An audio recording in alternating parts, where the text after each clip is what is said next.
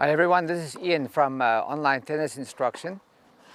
I just want to show you something on the forehand volley. Actually both sides, but it applies a little bit more to the forehand volley.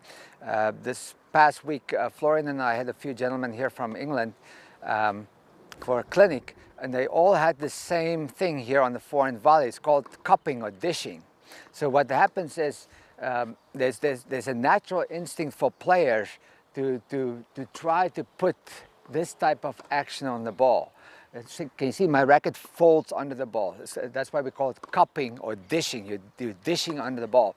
I'm not sure if players think that it's going to give them more backspin or what the thought process is behind, but you can clearly see if I fold my racket under the ball like that, it doesn't put a lot of string on the ball. The string bed is collapsing. See?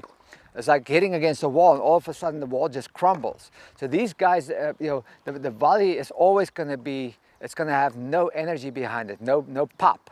So what you want to do is you want to keep your racket face as is and not mess with the structure. So the most your racket face should open is about 10-12 degrees, which is very little actually. Your racket face for the most part is pretty straight there. So don't get into this thing where you consciously doing this thing. What happens is what you see the pros doing, and sometimes I think that can be a little bit confusing, as you see them when they're really going after the volley, they are wide open at the end. But that's a result, that's a consequence of the follow-through. If you have this continental grip and you go through with your racket like this, it's natural for the face to open at the end. It's almost like serving cocktails there at the end. But they don't do it through contact. You have to go really watch them carefully. When they make contact, that racket face is perfectly straight. I call it the open U. See? So you can see here at contact, there's an open U shape here between my racket and my body. There's no folding of the racket.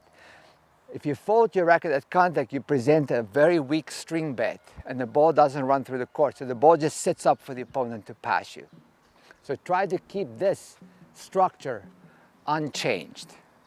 Ian is now available for OTI private lessons in Boca Raton, Florida.